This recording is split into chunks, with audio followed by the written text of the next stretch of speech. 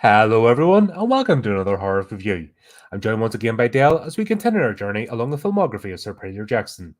Today we're discussing The Lord of the Rings, The Two Towers. While Frodo and Sam edge closer to Mordor with the help of the shifty Gollum, the divided fellowship makes a stand against Sauron's new ally, Saruman, and his hordes of Isengard. Released in 2002, the movie was made in a budget of $94 million and brought in $947.9 million at the box office, and still continues to bring in money, and still continues to be watched by people like us. Absolutely. Welcome back, Dale. Great to have you. Hello, thank you.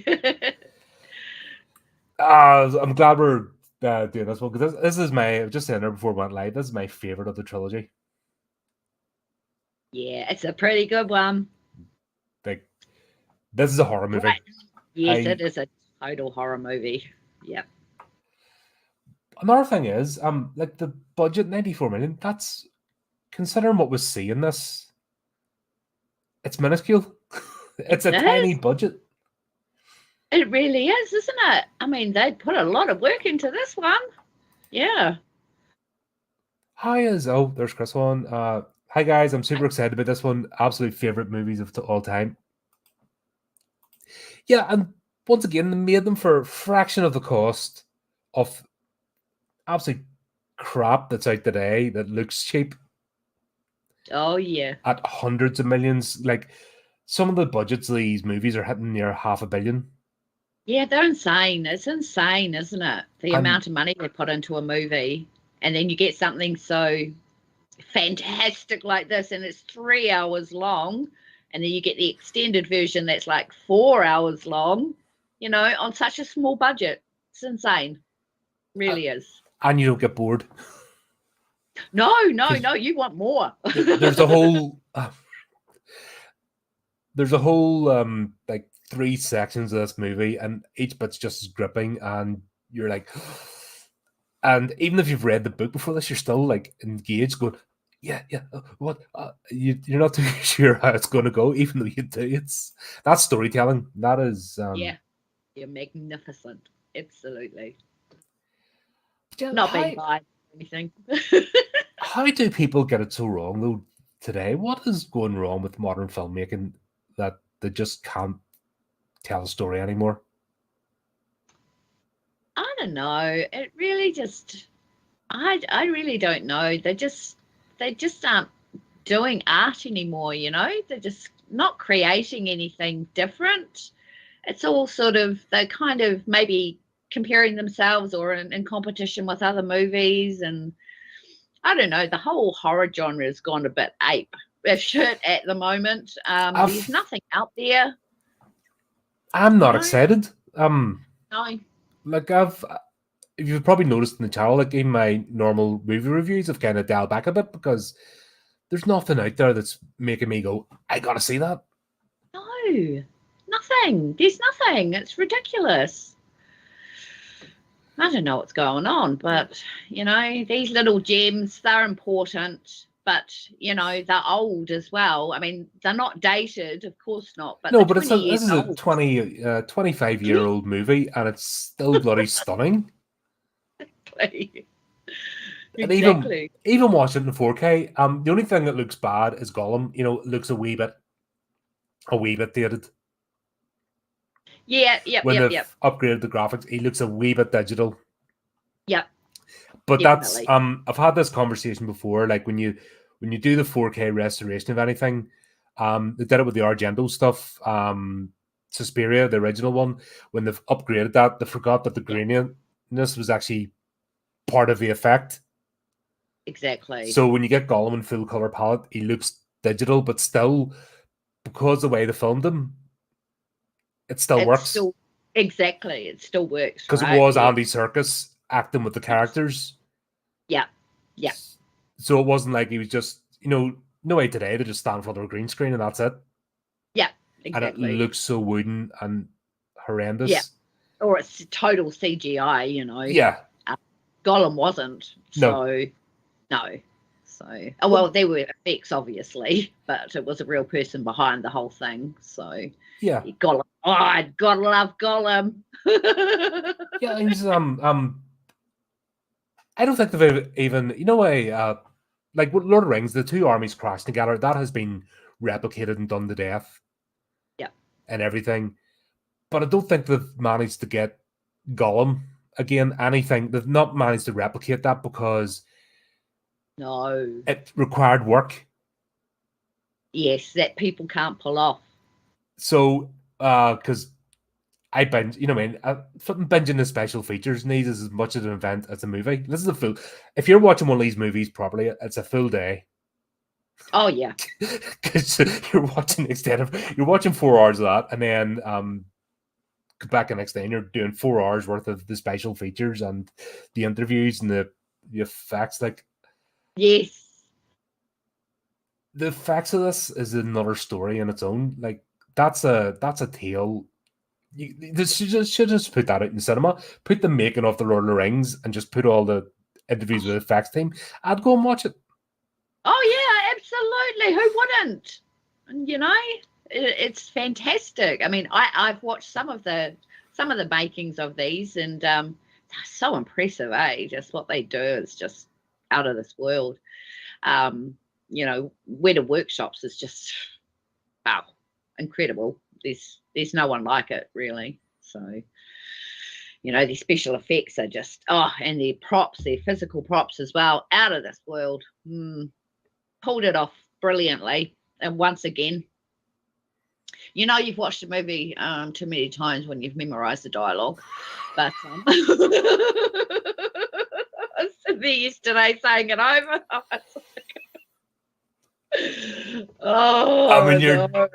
When you're doing it in the same tone of voice, but like, looks like meat's back in the menu, boys. No, Gandalf. Oh, it's great. If you know that movie I Am Legend, where Will Smith's doing the Shrek scene, that's basically me with this. Oh, bad. Oh dear. But that's the way, that's fandom though. That's when somebody has created something that actually inspires you. Yeah. Yeah. And it resonates emotionally. That's what art's meant to do, for good or ill. And absolutely. Today it's just a Happy Meal. It's just a generic food chain plastic toy in the box. Nobody gives it to us. There's about that much emotion now in modern movies. Yeah, hit and miss, eh? I never thought I'd become one of those people, but I'm starting to become that. Oh, the old movies are the best, and you're like, but I don't think I'm like that because I've looked at like movies from the 50s, 60s, 70s, and I can appreciate those that were before my time. Yep, Rosemary's Baby and Eve, yeah, and even in the adulthood, I've always embraced new movies, but it just seems to be this point is from 2015 onwards. Everything's just fell off a cliff. Yeah, true. There have been a few franchises that have come out over the years, but I don't know. There's just there's too much garbage out there, frankly. Yeah. And I mean, you spend $50 going to the movie theater, and then you have to buy your popcorn and your drinks and your ice cream and all that. $70 later for a film that just is absolute crap. Mm-hmm. What a waste. What a waste of money. What a waste of energy, waste of time. I have to psych myself up to go to cinema. And usually it's doing a review. If it wasn't for doing a review on the channel, I wouldn't bother. Go. Yeah, exactly right. Yeah. There's been very few movies out there are actually excited to be. Although I'm looking forward to that Godzilla -1. I think it drops next week over here in the UK. Yeah. And that's already smashed it. I was only made for 11 million. Wow, what? Only made for 11 million. Jeez. And they've already made their money back, and they're smashing it. And other movies are like astronomical. So I want to go and watch that $11 million movie because I want to see. Because I'm already saying it's Toho Studios, the original Japanese studio. Wow. And I can see a bit of, the love of like what Jackson's done. Yep. Actually loving the franchise. So that's one I want to go and check out. But that's it. That's the only movie this year I've been like, I want to go see that. Jeez. Everything else has just been a chore. Yeah. Oh, no, that's great. Cool. Looking forward to that review when you get that done. What's Chris say here? They save so much money by film 3 movies at once with one director and unified vision.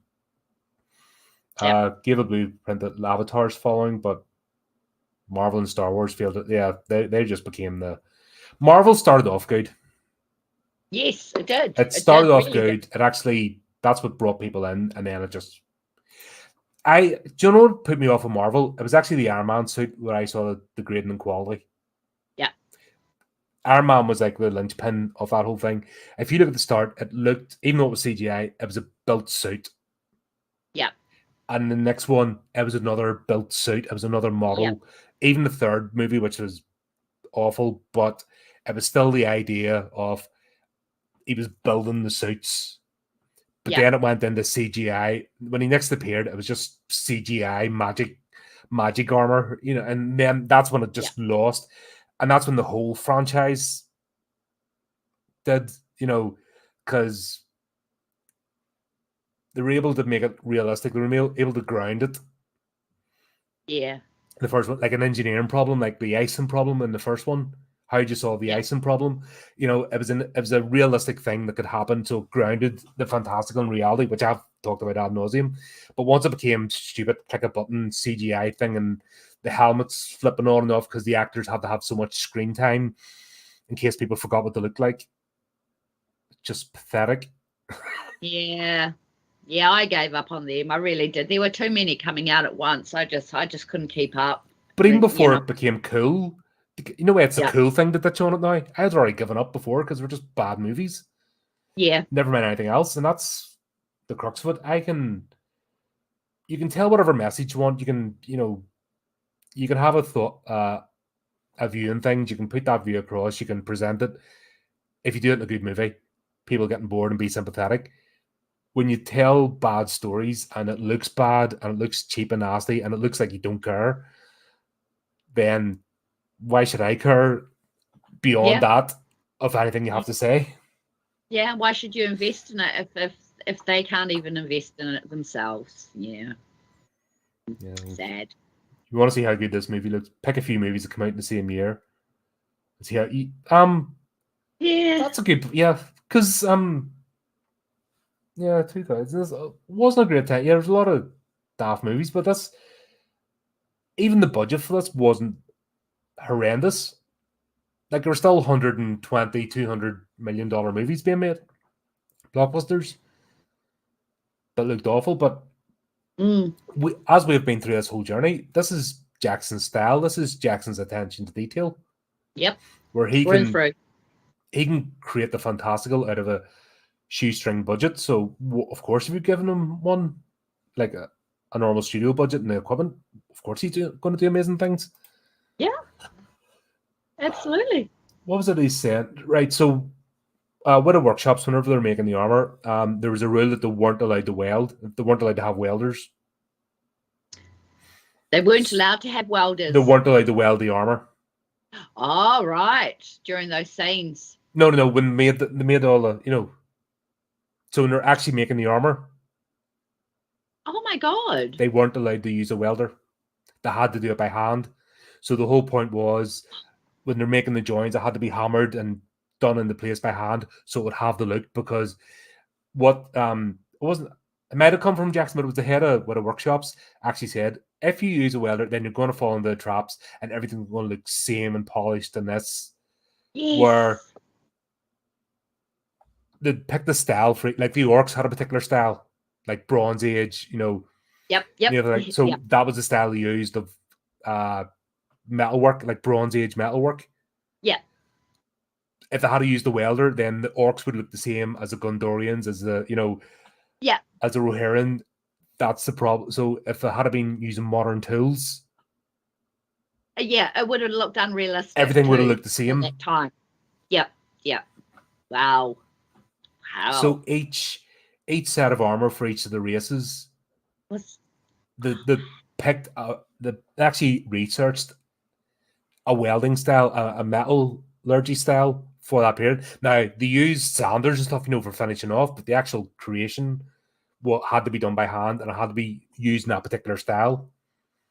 Oh, so I think like the elves are using like almost like the Japanese style, to give that sleekness. I think the Rohirrim were close to the Vikings, so they were using, they actually researched into how they made their weapons. The orcs were Bronze Age. I can't remember I think it was European Western style for the Gondorians. Wow! So they actually researched each metallurgy technique. Incredible. Who thinks that? Peter Jackson. That's about it, right? That's incredible. Wow, that's attention to detail, max. Totally. And all the different armor, I suppose, because the elves had different armor, and then so that's what I mean. So everybody used like almost samurai, Japanese style, because it made sense. So each one had an empowerment. I don't have the exact. Yeah. But that's what they did. They researched different. How did different cultures make this? What do we want to mimic? Okay, that's a technique you're using. No welders. That's mind-blowing. Wow, that's really intriguing information. I didn't know that. That's awesome. God, Peter Jackson's amazing, isn't he? And what was it, Viggo Mortensen doing his interview? He gave a tally that he killed every stunt person at least 50 times. Because obviously the same, it was the same group of stunt people and they swapped. So there might have been an orc 1 minute. No, they swapped and they played. That's ingenious. And he worked they started losing count, but he got I've killed each stunt person 50 times. That's brilliant. And then they had to give up count. It was like, that's because we were just saying how, particularly this one, this is the darkest of the three. This is the classic middle act. Exactly. That's what I thought. Yeah. Yeah, that's what I was going to say. This is a straight up horror movie, like just in a fantasy setting, but it's a horror movie. There's no ifs, buts, and maybes. Gore. Yeah, horror and gore to the absolute max. Yeah. He's managed to, it is fantasy-based movie, but the horror scenes are, I remember the first time when I watched it, it was just like, this isn't fantasy. This is full-on horror, So brilliant. It's brilliant gore and I don't know. Bit that got me was when I first saw the Dead Marshes. Oh, wow. In the cinema the first time, I'm like, oh, this is not your typical fluffy fantasy movie. No, not with the dead people in the water and then the ghosts and God blimey, I remember, far out. It still gives me the chills seeing that scene, when Frodo just straight into the water. It's just like, oh my God, what happened? And that's like, we know he survives to the end. If anyone that's familiar with know he makes it to the end, but even at that moment, you're like, oh no, he's not going to make it. And you're like, catch yourself up. That's when you're captivated because you're like, no, I know he's going to make it. But then in that moment, you're with him and you're like, bloody hell, that's when you're experiencing the movie, Yep, absolutely. Wow, far out. Do you think it took a horror director? No one else could have done it.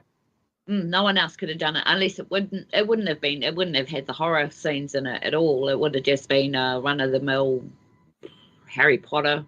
I don't know, It was still because that was geared for Because this is a children's book. That's the thing.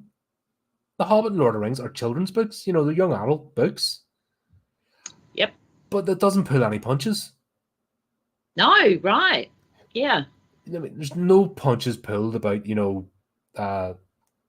the violence in it, the graphic detail, the evil of Mordor, because there's, that threat, this is not a good place. Yeah. Yep. Where, you see their journey. I mean, oh my goodness, just the amount, the horror sequences in there are, the imagery is it's just amazing. I don't know if anyone else could have pulled that off, because it's the horror is sort of cancelled out, or it's lightened with Peter Jackson's humor.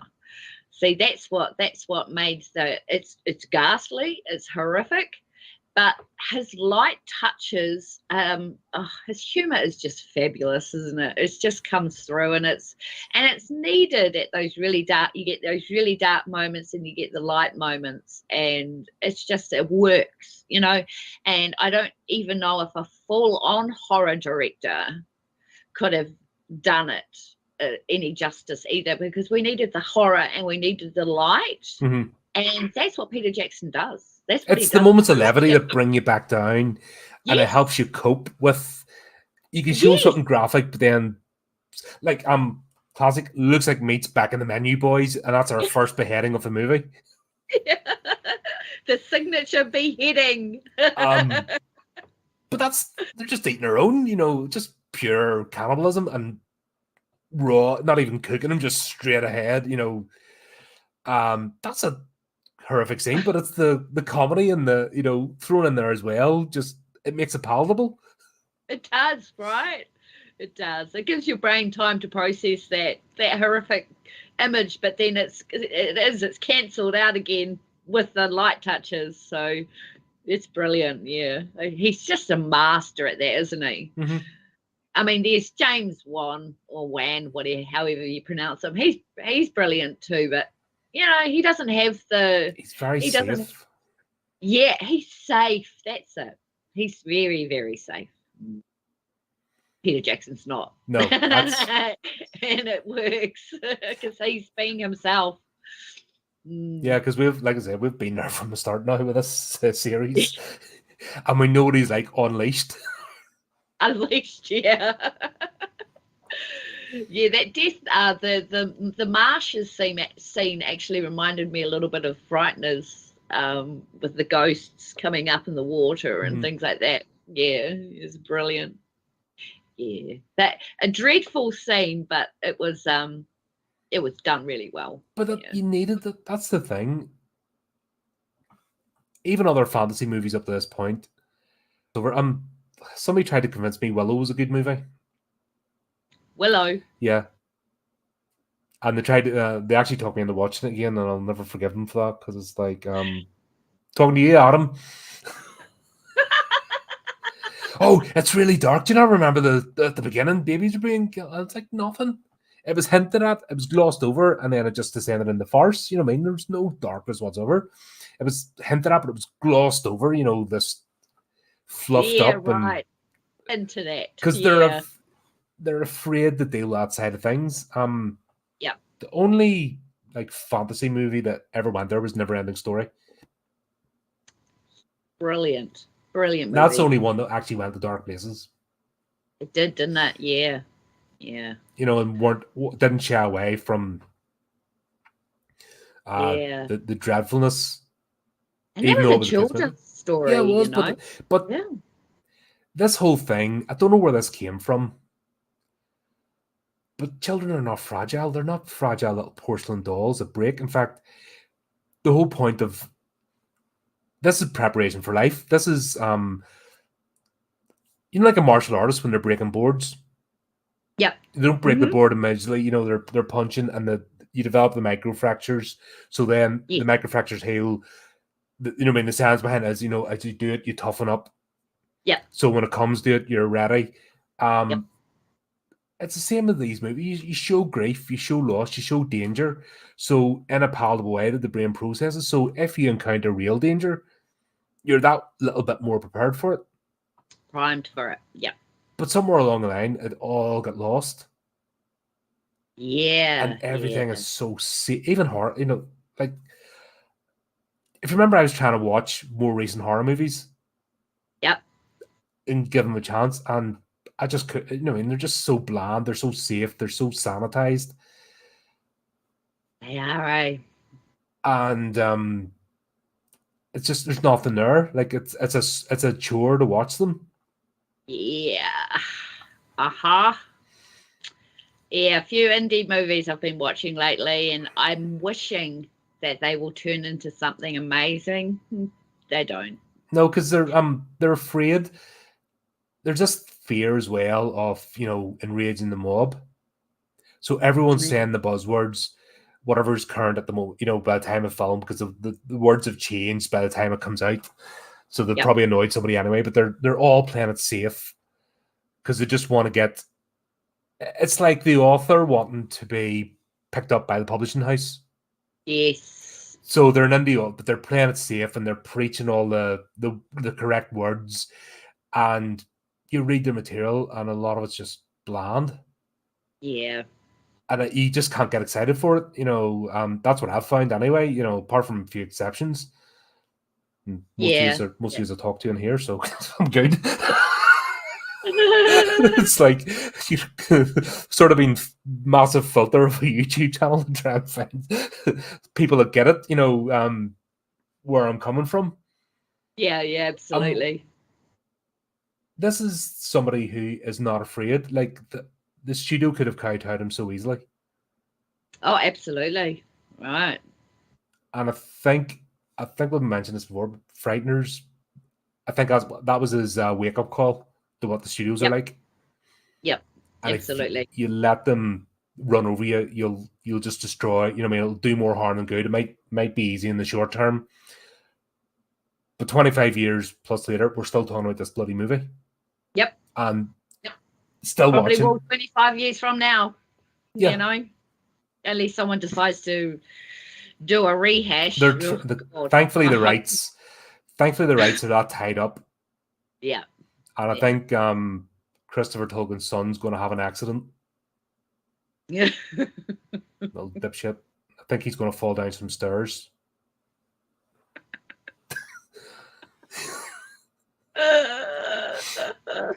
Oh gosh. 2 or 3 times. It's when the police are trying to justify why the body ended up going back up the stairs to fall down a second time, the third time. To justify as an accident. Oh. Sorry, what's that? Somebody knocking on my door? Oops, did I say something live? Maybe somebody reversed over him a couple of times in the driveway accidentally. What a dipshit. Yeah. No, he's we've seen what happens, and I will not. It's the language of Amazon. I will not utter its name. We've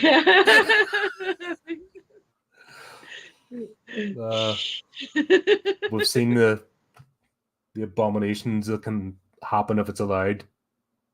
But the thing is, I think we'll talk about it. Warner Brothers did not release this for the 25th anniversary. They didn't put this out in cinemas again, and there's instant moneymaker.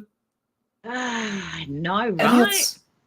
Idiots. Absolute idiots. Especially, see now with everything going to rat shit, they should be looking at anniversaries and going, okay, what can we put out to cinemas to keep the cinema doors open and get a bit of goodwill back with fans?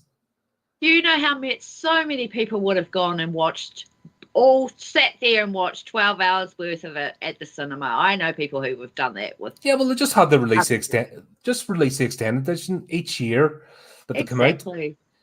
And guaranteed every December I'll be there. Popcorn. Yep. Not a problem. Absolutely. And come out feeling good again about going to the cinema. Yeah, exactly right. Oh God, they missed the mark. Maybe they'll do it for the 30th year anniversary. I don't know. Hopefully they'll get their acts together and some more people fall down some stairs. Yeah. I've just a feeling that that's what a lot of people need to fall downstairs over the next couple of years for the world to go right again. in the entertainment world. Yes, you're right. Not that I would do anything, just saying it would be nice if it happened, or I wouldn't shed any tears. No, not at all. So, Not at all. I was, oh my god, did he say that out loud? Who cares? I gave up caring ages ago. Because we're not highly sensitive people. I put this on again. I felt something. I think that's the point I'm trying to make. Yeah. So I'm not desensitized to horror. I'm not desensitized to movies. I still feel things because when I put this on, I still get excited, even though I've watched this freaking 100 times. I'm still excited the 101st time. Absolutely. It's just like watching it all over again 20 years ago, you know. Yeah. It's just brilliant. Just gives you all these really lovely feelings and, I don't know, ups and downs and all over the place. It's great. It's a very emotive movie. Mm-hmm. There is a sense of desperation through this movie. Like, this is the middle act, and like, this isn't a happy journey. No, it's not. It's a dreadful journey. It's awful, but it's still amazing journey to be part of. But that's, like I said, not everything has to be fluffy for you to get a positive reaction. This is, you have to, the evil's coming. How can so small a group and such a halfling and a hobbit, how can that make a possible difference in the world? How can you carry the weight, and even an inanimate object around your neck is actually tearing your soul apart? Yes. How do you battle against that? And it's simply put one foot in front of the other. Yeah. I think it was brilliantly done, the second bit, because you had the first story was, it had a lot of light moments and it was getting a little bit dark, but then Peter Jackson, as brilliant as he is, he did turn this one into the, like you said, the middle act, and it's just dreadful. The whole I think he did it great that he split them all up at the end of the last movie, so that we come back to all these different side stories going on with all the characters. You've got Frodo and Sam, going through where they're trying to get to Mordor, but they're getting guided by an unpredictable Gollum. Who the hell's going to trust Gollum? But you actually start. Well, Sam doesn't at all. No, Sam doesn't at all. He's got it right on. He's got it right on point. They did that very brilliantly as well. But you're starting to see that Frodo's actually starting to look a little bit like Gollum. I don't know if you noticed that that's starting to occur. His eyes are turning into Gollum type eyes, and then you've got Merry and Pippin who are, oh god, they're being thrown here, there, and everywhere, aren't they? There's one of the darkest scenes in the movie. Was that Nightball with the Rohirrim? So they're because that's how we start. We start off with the dream, and that's takes off. But then we've got Aragorn, Gimli, and Legolas. They're chasing the orcs who have all they were told by Saruman was they're halflings. Yeah. And that's all Saruman knew. He didn't go, this is Merry, Pippin, Frodo, because he had no idea. No. No, exactly. And I like the fact as well that orcs are not just mindless beasts. No, they're not. They're an army. They're organized. Yep. Yes, they have a brutish nature, but they're not unintelligent. It would be so easy, which it really winds me up. A lot of fantasy movies, when they've tried to portray orcs, are just mindless beasts. Right. Yeah. And they're not, but it doesn't mean they're good, because they went too far now. They're making them the anti-hero, or the villain's a good guy, the good guy's a villain. Weird topsy-turvy world we're in, but these are not to be trifled with. There's a reason why they're a threat, because you can have the biggest army in the world, but if they're mindless morons, you can't keep them in line. They're no use, because the minute they head up any sort of obstacle, they crumble and fall. Yeah. So you see It's the their difference between brutality. conscripts and a volunteer army. You know, it's Yeah. if you have a bunch of conscripts, you could have 100,000. It doesn't matter. Don't Yeah. have that. These are fighting Urukai. They're loyal to the White Hand. You know, and when we talk about the next movie, we'll see that played out brilliantly. Yep. But they are not just. They've got purpose, and you see that purpose and drive in them. Yep. And they know what they're doing. You can see that right at the end in the last battle. You know, Mhm. they are brutal, but they are organized, and you know they're a blimmin' army to far out. You know those scenes when you see them walking along, and then you see them from high above, and you see how many there are, and it's just like, and they're all regimented, and they're all in formation. You know, they're not just brutal beasts who don't know what they're doing. They actually know what they're doing. They have a plan, and they're following orders. You know, so they are in some ways intelligent, and I think that's what makes them so brilliantly creepy and terrifying, is that they're so onto it. You know, they're great. They're really great. Yeah, and that's terrible. You know what I mean? That's a horror element when you have a thinking antagonist that has purpose, and in fact might have more purpose than you, because its rage and hate is overpowering. Yes. So it hates you and it wants you gone. And if you don't have the same passion or the same resolve in the opposite direction, you're done for. Yep. And we're seeing it all through this movie that, you know, everyone's resolve is tested, because it's just like, how can I even begin? It's hopeless, and it's, you know, and the story just manages to go right every time. Hope is just at the end. It gets not, you know, a little glimmer comes up, because it's showing that's how heroes, you know, it's a hero's journey. Yeah, absolutely. Which I think storytellers have forgotten today.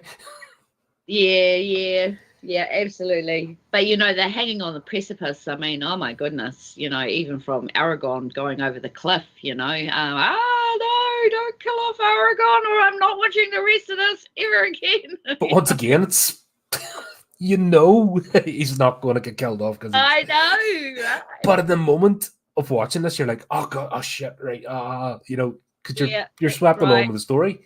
Yep, absolutely. Yes, bloody brilliant. Yeah. And that's what I mean. That's just classic storytelling, when you're swept along the story and you're still engaged. Yeah. And you're like, no, he's not gonna change it. No, he wouldn't do. But yeah, exactly. Brilliant. This franchise, but this movie alone has generated at least 10% of the world's memes. You know, I stand by that. You type in Lord of the Rings memes, you type in the Two Towers meme, and I mean, this was the beginning of memes. Even from the Fellowship, one does not simply walk into Mordor. This has just been. Eat some good ones, eh? That was only a handful. I shared a couple of you in the notes. That's just a handful of them. Oh no. My favorite one's that one with the concerts. You know, Eminem, Metallica, Saruman. You know, just that's my favorite meme of all time. Oh, it's brilliant, isn't it? It's brilliant. Yeah. Memes. Oh my goodness. Yeah. But talking of this being a horror movie, bringing in an iconic horror actor like Brad Dourif. You know, there's he plays Wormtongue in this. Yes. There's you know, he plays Chucky. Yes, and exactly. He's in Alien Resurrection. You know, he's a horror actor. He is. And did he pull that off? Whoa. He's a terrible, atrocious character. He truly is. Everybody hates his guts. And then they go and let him free. Oh. But that's the whole... It's the same reason Bilbo didn't kill Smeagol. It's the difference between, you know, death would be, you know, it'd be easy to fall down that rabbit hole and become vengeful. And if you do become vengeful, it takes over your life, and then you become the enemy. You know, is that sort of... Yeah. No, that's what... chose the right path, of course. Yeah. but he's a really terrible. He's such a great actor, but he's a real terrible character, isn't he? But yeah, that's you needed that, didn't you? You needed someone in there to push the envelope, but I don't know, give something back to the watcher to I don't know, like because we've got lots of kings and we've got lots of knights and all that. You needed someone that was going to be a full-on, just a horrible, ghastly character that everybody hates. Saruman is a wizard that we hate, but we needed a character that was and he played it really well. He looked great in makeup and everything. He was just fantastic looking character. Yeah. And that's one thing to do actually, is because it's a theme of the book. Evil taints. Evil cannot create; it can only replicate. Yep. It's the thanks to that other horrendous abortion that was spurned out of the pit. that saying has become legendary now. But everyone that's evil in this has a taint about them. Yes. And we talked about morality and horror. We had that fantastic discussion. Yep. That horror is the perfect vehicle, actually, the self-check. Absolutely. Your own, and it doesn't matter whether you're religious or not religious or what. Everyone has their own moral compass. Yeah. And what your actions are. You can good guy badge, virtue signal to the cows come home, but it's what you do on a day-to-day basis, and that taint is in you. Yeah. You can, unless you're completely in self-denial, if you don't do any introspection whatsoever, that taint. When you take pleasure in someone's, you're going on it, and you have to weigh up yourself. That's one thing. Is it worth it? Is that level of hatred worth it or justified? And are you only destroying yourself? And his taint is his desires, because he's not a he might have been a mediocre person, or he mightn't have been the he wanted to be classically beautiful or a hero, but he didn't have that, and he couldn't settle for being his envy. Became jealousy. And that poisons what obviously lets Saruman take him over, and he gladly became a puppet. Yeah, that's true. You see that taint of evil on him, throughout. It's the same color palette. You see, it was Sauron's forces as well. They have that pallor, deathly, like they've given up on life. Corpse like grey, pale. Yeah, exactly. That dreadful makeup was really well done. Absolutely. Especially with the king, Saruman. Well, what was his name? Theon, even him with the the categorized eyes and the white face, just all those beautiful things that just made it just those scenes at Rohan. Really, really, really well done. Mm-hmm. Yeah. I love Miranda. What's her name? Ariel? Eowyn. Yeah. Well, that's what I was going to say. When we saw Wormtongue, there's one scene that Jackson did really well in this, because it's easy to look at Wormtongue and go, how is he able to do this? Because you just see this slinking, creep that everyone's revulsed by. Yeah. You're like, how does he have any power whatsoever? But there's a scene where Theodred is on the slab, he's dying, and Eowyn's just mourning her brother. And Wormtongue comes in, and there's that moment where she was about to get swayed, where he works his magic. Yes, just about, eh? And that was the moment. That's how powerful he is. Yeah. So when he's out in the open, in the light, so to speak, like in the court, people can be revulsed by him and, ignore him. But if he gets you into a corner, you can quickly become his. Yep, just like that. Yep. And I think that was really important to show. And it was so subtly done. It was Ross. Yeah, it was, right. Yeah. I think we needed to see that what his desire is, and his desire obviously is her. So, But he could have had her. He was just that hair's breadth away from having her. But if that particular storyline had played out, but I think it was hinted because we've seen what's happened to the if Eowyn had become his, she would have become a corpse as well. So what he desired, what he got wouldn't have been what he desired. So he wouldn't have had happiness. Exactly, right? Because that's, and there's so many. And that's what I'm saying. There's a message here. And, Tolkien was quite clear with his message of, good versus evil. That's, it's the classic storytelling. But you're not beating over the head with it. No, not in the movie. I'm not too sure about the book, but no, the book. Well, put it like this here. See, when Frodo and Sam are going down the hill before they meet Gollum. Yep, that's 3 chapters of the book. Is that really? Woohoo! Wow, that's impressive. Tolkien does not rush. No, he doesn't. Wow. That's a bloody, the way I've because it's hard to take in all at once. It's a heavy read. Yeah. So what I've done with Lord of the Rings is so I can get it in my head was, first of all, you read it and you ignore the songs. Okay.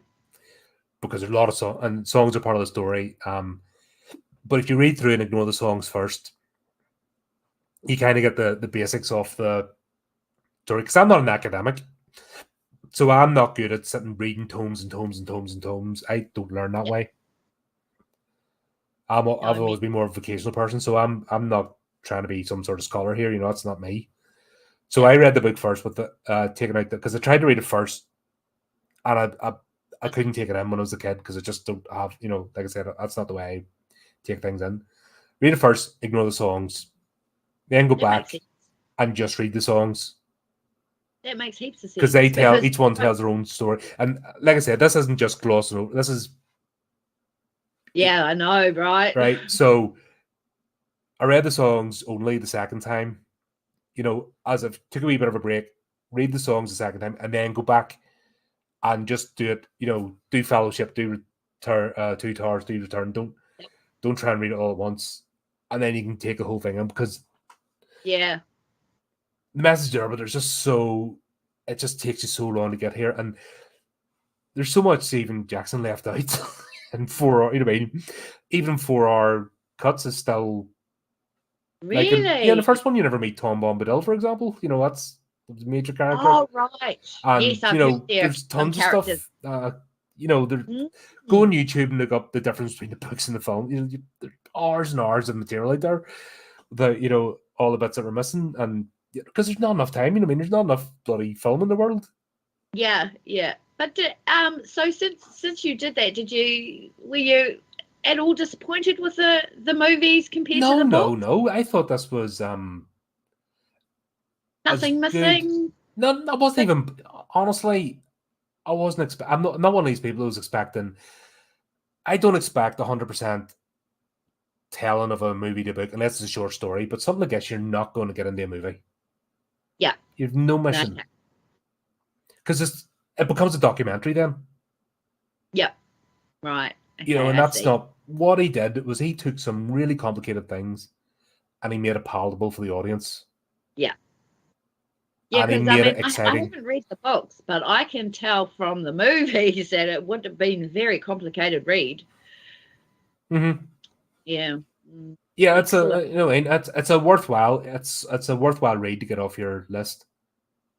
Yeah. Honestly, it's like in fact, there's not really much like it. Dune would be the closest. Frank Herbert. Oh, I love Dune. Yeah, that's it's that sort of level. It's that sort of level of reading. And Dune is not a small book, right? It's that level of reading. No. Right? Seriously, I'm a really fast reader. Like I'm a really fast reader, but that took you can't read this fast. 2 months to read Dune because of the complicated world building and the and I hadn't watched the movies yet, so I watched the 70s version, very Oh, the David Lynch dated, one. Yep. and I've still got to watch the latest one because I really want to see that. But that's on Netflix. I've just got to get time to do it. But yeah, I watched that the David Villeneuve one because part 2's coming out next year. What do you think of that? It was decent. The David Villeneuve was decent. Like the David Lynch one will always have a place in my heart. Yeah, because he brought over the chaos. I mean, the chaotic element. Good. Of the Harkonnens, and yeah, they weren't. I mean, they were hedonists, but there was more to them, and the Bene Gesserit, the fact that they had a plan of their own. I mean, it's plans within plans of the plans, each one. Yes. Like the Gene, it just. And there's references to like the Butlerian jihad and all the stuff that come before, and how humanity got to this point where, the David Lynch movie was only a snapshot, but he managed once again to make it palatable that you'd want to go and read it. Yeah. So I don't think you lost anything by the movie, and it's the same as this, but you can't read Tolkien quickly. No. This is one you have to take your time with it. Yeah, it's a journey. I hear. Yeah, it's a commitment. Excellent. And that's why I said that's why I developed that 3-stage process, because to try and just, if you think you're going to read this like a novel, you've no mission. Yeah, it's not. No. Oh, that's good to know. I will take that into consideration because I've got them up there and I haven't read them yet. So, okay, excellent.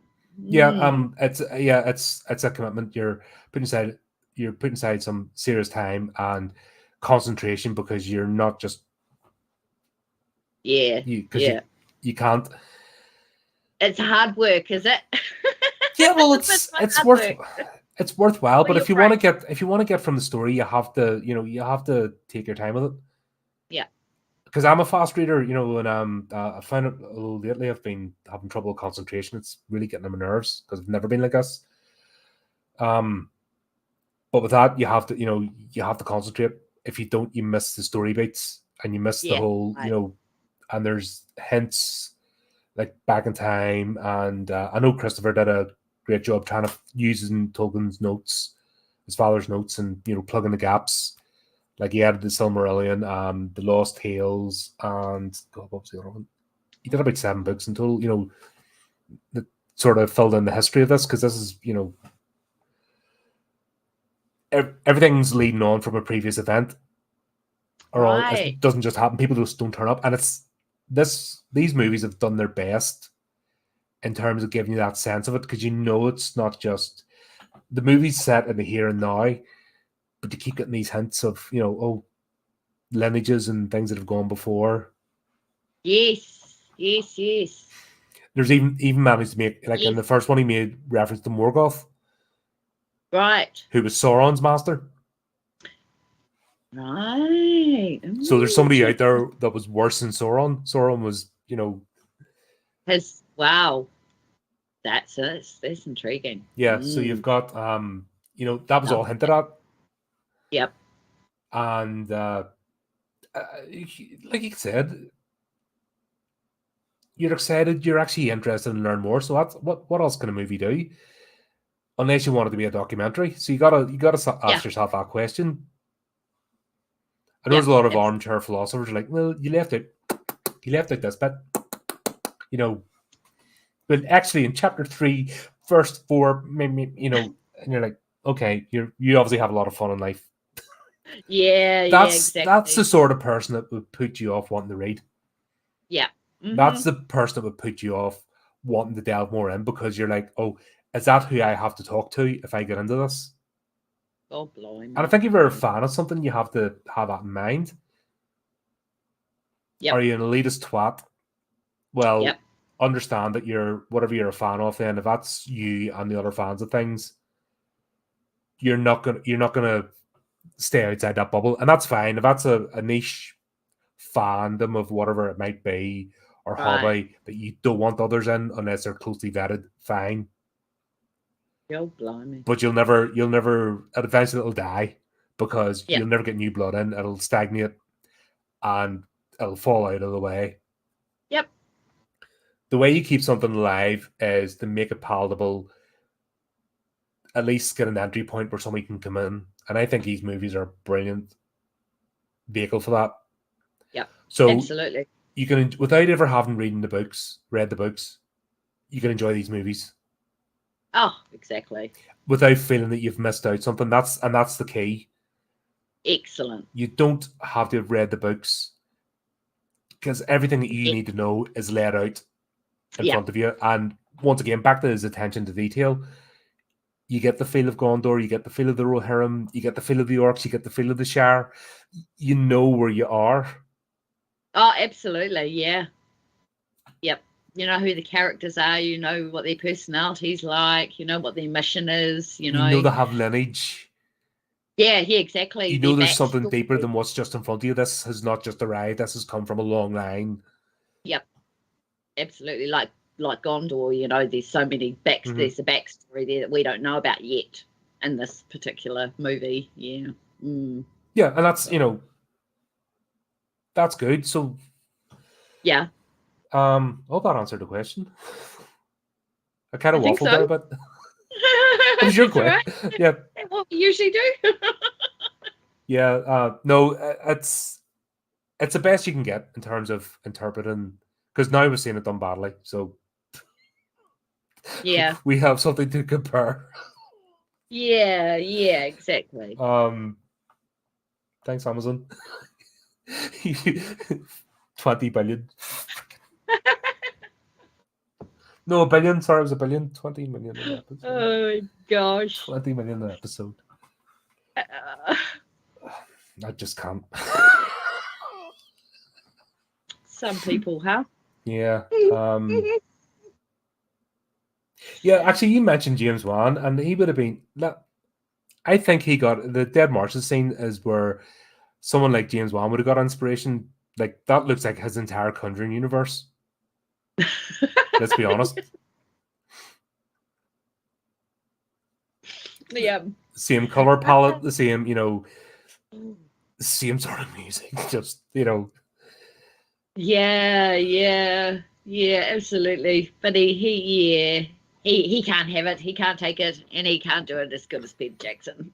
No, I'm just having a bit, like I said, just having a bit of fun, because I Yeah. do like his stuff. For what he does, he's a popcorn flick person. He's keeping horror. He's just reminding the normies that horror's out there. Yeah, that's right. Yeah. And that's cool. And so far, he's getting too much. I think he's too Hollywood. Oh, he certainly is. Yeah. So he's not going to do any better. I mean, that's him, and he'll kind of fade away into the background. One day, yeah. Yeah, because he's great. He's great for what he does, but and like you said, he is kind of keeping horror in the background going on. With all these new things he keeps coming up with. Yeah, wow. Same actors, same, all that sort of thing. That's, yeah, he's good for what he does. Yeah, but yeah, no, one of that scene, the marshes, yeah, he would have loved that. One of his movies. Oh yeah, that's I think that's if he's watched, he's might have watched this, but that would have definitely, he's seen that sort of Tony going, I like that. I want to. Yeah. I want to use it. I could see that being a major inspiration. Yeah. Another one, we'd seen it in the Fellowship, the Uruk-hai being created. Ghastly. But now we see the ramped up version of Saruman in full production to create his Uruk-hai fighting army. That was brutal. I mean, that was just absolutely brutal. And this is something Tolkien himself talked about, because this comes from the First World War, his experiences in the First World War. Really? Yeah. Oh my God. The industrialization of war, basically the countryside, being ripped apart, churned up by these war machines, and it just consumes. And that was him. Saruman was an example of the war machine, And that's why he Yep. created them, and the industrialization. And once again, you can read it in the book, but this Jackson really puts that into focus. And The like visual. yep, the visual, Yeah. and you get the horror of something good being taken from the world. Yeah, right. Because it's not ethical, what I mean? It's not like ethical Yeah. farming or drilling. He's just ripping out of the ground. He's taking what he wants, and like even creatures being born, they're not they're bred, they're grown, and just there's It's nothing. There's almost nothing. demonic, isn't it, in Mhm. nature? It's kind of demonic with all the throwing the trees down and there's fire and brimstone everywhere, and then you got these hideous creatures being born in the walls, and they're having to break them open to get free. It's got a very demonic flavor to it, I Mhm. think. Yeah, because even with the fire, the furnace is going. It is like the Exactly. pits of Hades have opened. It is, right. It is, exactly. So, yeah, it's dreadful, dreadful. Horrible creatures, but such a great scene. But that's Such a great scene. that's show like it wasn't a surprise, if that makes sense, because we've seen it in the first one, but it was the Yep. scale that was the shocking bit in this one. Yeah, right. Yeah, creepy. Yeah. One bit I was disappointed was Fangorn Forest, because that should have been more terrifying than it was. Yep. Because in the books, No. Fangorn is an absolute bleak, terrifying place where if you go into it, you're not gonna survive. And I think that's the only bit in this that he kind of glossed over a bit. Yeah. I was wondering about that as well, because like you see Aragon standing there going, "Oh no, they've gone into this forest. Oh no, they're going to, they're going to be they're going to die in there because it's such a dreadful place." And I didn't feel that dread. I didn't feel like it was a terrifying place at all. Um, I was expecting big spiders or whatever, you know. I think what the terror was supposed to be was the white wizard. Um, No, not even, and because this was like the pacing was, yeah, this is where like I said, this is where it's all glossed over, because the forest yeah, itself is meant to be just horrendous. I can't remember this. yeah.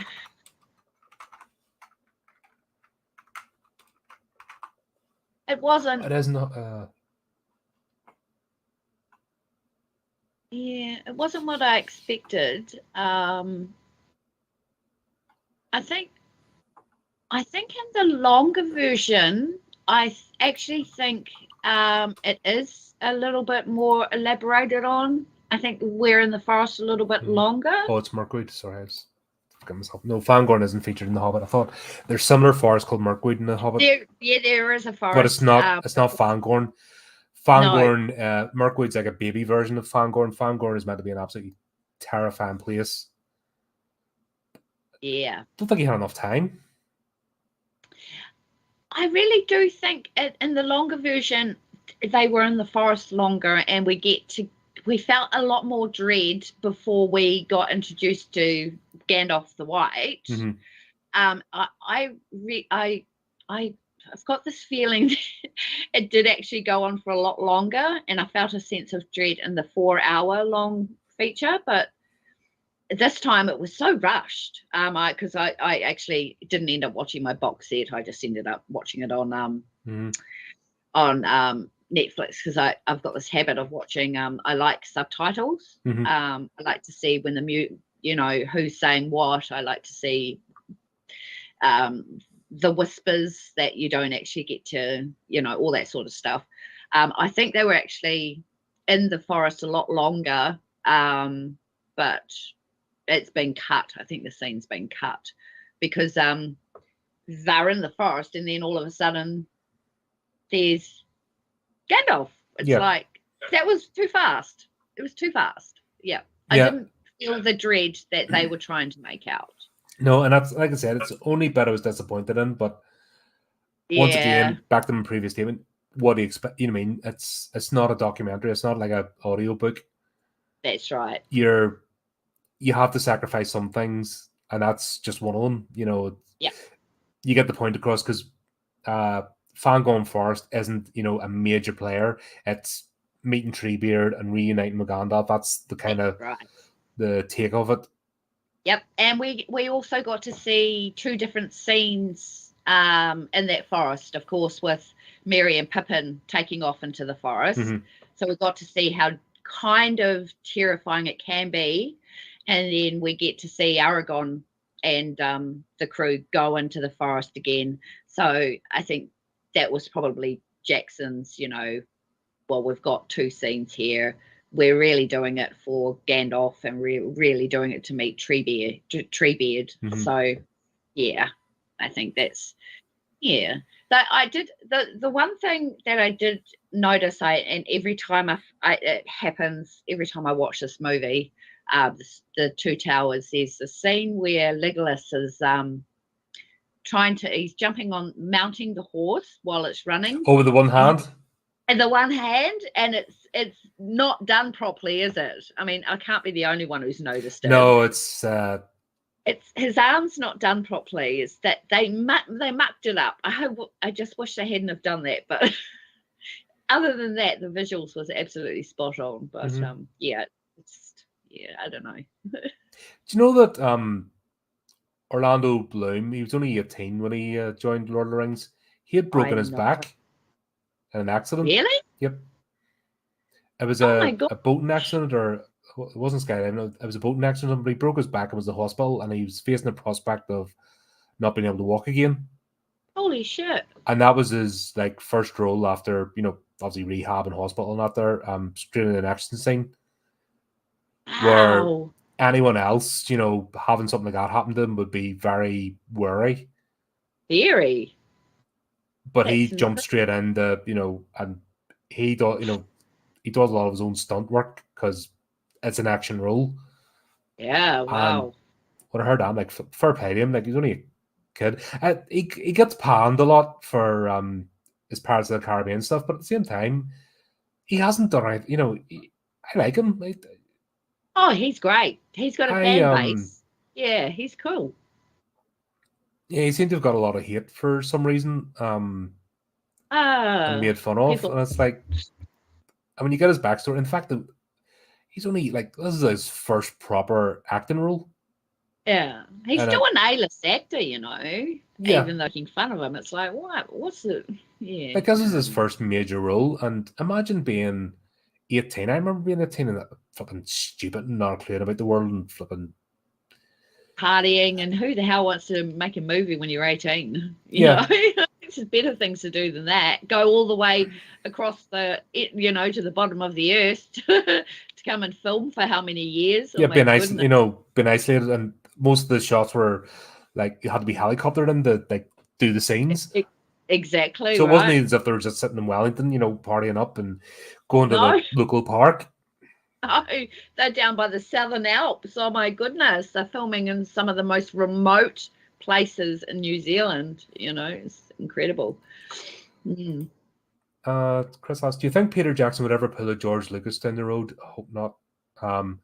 And fix or update these movies with a special edition. Well, he's done it. He's released the extended versions. Yeah. You know, I mean, he released everything. He put you can watch a 5-hour cut of this. Yeah. Yeah. You know, and people still buy the box sets. I was watching a video earlier on, a review, and talking to Lucas, they call it the Jar Jar Binks effect. Where when Lucas did the prequels, it's when somebody gets that powerful and renowned and up their own backside and surrounded with sycophants that people are afraid to say to them, this isn't a good idea. Yes. So when he brought Jar Jar Binks onto number one, the Phantom thingy, and it was just an absolutely horrendous character. And nobody would tell him, this isn't fitting. It's really off-putting. Oh dear. And that was that kind of the whole thing, because he went me. But then look at George Lucas. People still hold him up there on a pedestal, but he fell off the pedestal for me even before the prequels, because all he did was poke over the same things. Yeah. Like the original trilogy, all he did was, after he made that, was rehash it, add bits in, chop it to bits, and just he added new stuff into the old, and it just looked really bad. And people are clapping like seals. Oh, you're the best. And when you get like that, you can only go down. I think Jackson's just got a different mentality. Yeah, absolutely. I think he does his stuff and then he leaves it. He doesn't need to go back and do it all over again. He's not one of those. I don't think he's got. He does. He's got. But Lucas other changed projects. special. Yeah, that's what I'm talking about. Yeah, he changed effects in the original trilogy. Yeah. No. When we get to The Hobbit, I think we'll get to talk about this a bit more. Don't forget, we're gushing right now, but we've got the 3 Hobbit movies to go through, and that's going to be a different review. Yeah. So a lot different. We'll get to see the sort of fall, but I think we've enough movies in between that he's maintained his integrity. Absolutely. Like, don't forget, we've got King Kong, we've got the Lovely Bones. Yep. What else? We've got loads in between. Like, we've got this trilogy and we've got the Hobbit trilogy, but we've got other movies in between where Jackson has maintained his integrity as what he does. So I don't see him ever. He was too close to this in terms of respecting Tolkien's work, and he was a fan. And plus, you had other fans. You know what I mean? Ian McKellen, Christopher Lee. Yep. Absolute Tolkien fans. They read the book. Like Christopher Lee, he would read the book every year. That was his thing. Really? Yeah. Ian McKellen brought the book, had the book with him on set. It was like a dream job. These were people that were fans, absolutely adored Tolkien. So the young ones just didn't really know, if that makes sense, and that's why they've kind of become. They didn't have that reverence, if that makes sense. Yeah. But you had Jackson, you had Callan, you had Lee, you had a lot of people. You had enough people there that loved this property and wanted to bring it to life and wanted it to be true. Even here's one that surprised me: Liv Tyler. She's somebody that fell in love with it, Elvish and her character, and she's not a fantastic actor, but she's a lovely person. Yeah. If that makes sense, you know what I mean? She's not like set the world on fire actor. No. But this, she got it, and I think when you have people, and I think this is what happened, you have people there that got the enthusiasm. You have the core Jackson, you've got his team, you've got Ian McKellen, you've got Christopher Lee, who adore this stuff. And when you have that passion and enthusiasm, that's infectious. Yes. And when you pick up on that passion, you're gonna want this to be good, because you see it, and we can see the difference when we get the. And I don't want to jump ahead, but when we get the others, you can see that wasn't the same passion because it was studio interference, and you can see it being dialed in, and you can see a complete different tone. Yeah. But this was groundbreaking. It was new. It was, we are doing this. We are going to make Tolkien on screen. We're going to make it palatable. We're going to make people want to read the book, because you can get that feeling. They're saying there's more. Go read the book. You just keep getting that subtle hint here of this is all I can show you, but there's more out there. And that's back to your question about, is it a good adaptation? Yes, it is, because you want to go read the book. Yeah. And what homage can you give to something going, you want to go and delve further into it? David Lynch did it with Dune. You wanted to go read the book. You wanted to find out more about this world, because you're only getting a snapshot. Yep. Villeneuve is pretty, but it's a wee bit. It doesn't have the same passion, if that makes sense. When you get to watch it, you'll. Yep. I almost want to set up another channel so we can discuss all that. You know what I mean? Because that's going too. This is still within the theme of horror, but I think I'll go down that direction and going too far, and I'll just become a completely different channel. Yeah. Somebody set up a sci-fi channel and invite us on. Yeah. Absolutely. I could, I could talk about this stuff for hours. That'd be another thing. But Lynch's work made you want to read the book. Villeneuve, if that was the only example, not so much. Yeah. But this makes you want to go read the book and find out more because all the little hints are dropped. Yep. It's a beautiful story on its own just to watch as a cinematic universe, but you want to know more. Yeah, absolutely. Yeah. This wasn't really, if I remember rightly, the actual Battle of Helm's Deep wasn't in the books. I don't think, if I remember. It's been ages. Wow. The attack, but the actual battle, the way it wasn't in the book. This is something Jackson did. And once again, it doesn't make you. Let me see.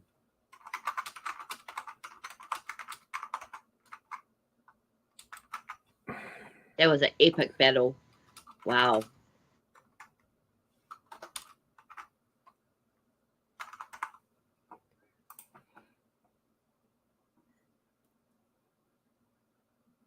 It was a Battle of Hornburg, that's what it was. It was a different battle. Oh, okay. But it was still the Rohirrim riding out to meet Saruman's army. It was good, the whole point was Saruman was wanting to cleanse the land. Yeah. And it was just, but it wasn't that exact battle, Helm's Deep, the idea of bringing but it's back to this sense of desperation, because I think it would have taken away from Return of the King. Right, okay. If that makes sense. And also the theme of this was desperation, as I said, you can just, it's palpable, everything's on a cusp, everything can just go anyway. Yep. And they needed somewhere for everybody to converge, right? Yep. It's a place of safety. So, okay. So they didn't have Helm's Deep. They had something else. Hornburg, yeah. Battle of Hornburg. Right. And what was the difference between? I think it was more open plain. It was more Saruman's army. When you got that hint of them raiding the villages and the land. Yeah. So it was the Rohirrim riding out to meet Saruman. Right. Okay. I need to read it again. This has been in quite a few years since I've read wow. Lord of the Rings. Yeah, that's why I always say, don't quote me. I'm no scholar or expert. I'm just a fanboy, Yeah. Like I said, there's hundreds of YouTube videos out there, hundreds of hours worth of commentary and narration and comparison. Wow, that you can get lost in if you really want to.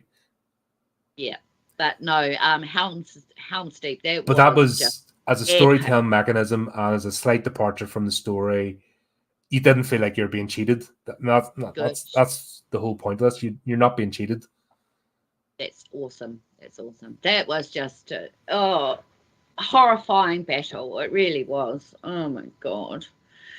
It's full on horror gore. It seriously is. But then there's those really light moments in there as well, with Blimmin' Gimli can't see over the.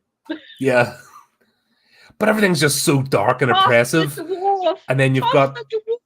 He's my favorite character in the whole series. He's several John Rhys Davies, nothing phases Gimli. No. Gimli is just that, and dwarfs represent the earth and being grounded. Yep.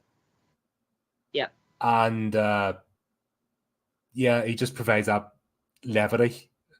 He does. Without being comical, where when we get the other ones that went too much in the comedy direction. Yeah. Yeah. No. Those are really great side. Because that's one thing that was played up in the actual books as well, is the friendship between Gimli and Legolas. That was that was a genuine friendship that was built up through the books. Yeah. And it That's was the good. whole point of the elves and the dwarves being polar opposites in culture Yes. and mentality. Yeah. And they didn't really get on very well, did they? Because Well, they were completely. as races, they don't. No, exactly. But Just because their their mindset, their outlook, and yeah, completely different species and intentions, I guess, and culture. But then, I guess if that's what was happening in the books, you can see that coming through when they're doing the head count of how many people they've killed up on the, that's just those light moments and tossing the dwarf. I mean, oh my God, that's more boundary pushing Peter Jackson, I mean, that's so, I don't know, it's so not politically correct anymore to toss a dwarf day. yeah, but but it worked. We needed that because it was such a dark, rainy, gloomy. But at the same time, these are not human dwarves. These are not people with dwarfism, and this is what. No. Don't start me, because I will lose my rag about these wet wipes of today that only see thing through current, and it's fucking American race talk, because the rest of the world have never had this crap. It's these Muppets who, that's the only way they can see the world. And they have to compare, and they can't step out of, this is a fantastical creature. It's not a human. That's the whole point. They're not, the race of men is a race. Dwarves are a race. Elves are a race. Orcs are a race. The Uruk-hai are not orcs. They're a race. Goblins are a race. Each has their own purpose, their own ambitions, their own culture, belief culture system, and beliefs, everything. Yeah. But of course, some dumb Southern Californian, this is, I have to see it through my postcode. And you're like, go away, you drip. Go away, drip. Yeah, go and drip somewhere else. Exactly. Oh, brilliant. The rest of us have managed to get on for centuries of culture and have a laugh, and that's why stereotypes are born as well, because that's how you bond, through humor. Yeah, that's always been the way, is how people make. Look how many Irish jokes are out there, leprechaun jokes and stuff, you know what I mean? And Scotch, God, it's freaking hell. You don't be the stereotype. There's a stereotype for a reason. You don't be the stereotype. And if you're not the stereotype and you can have a laugh at yourself, guess what? That's how we get on.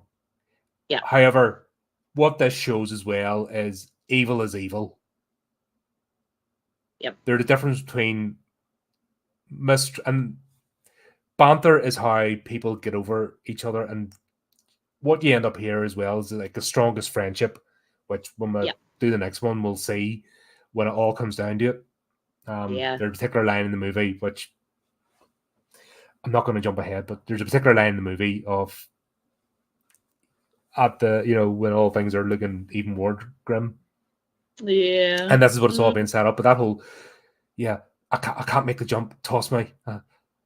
Yeah. Are you sure? Don't tell the elf. That's bloody brilliant. Oh, God. He's so funny, Peter Jackson. He's so funny. Yeah, and that's his sense of humor. But that's, once again, because you're watching everything just go to absolute pot. And it's the end. And the fact is that these are not, they're bred for one purpose. That's to wipe out everybody. Yep. Mm-hmm.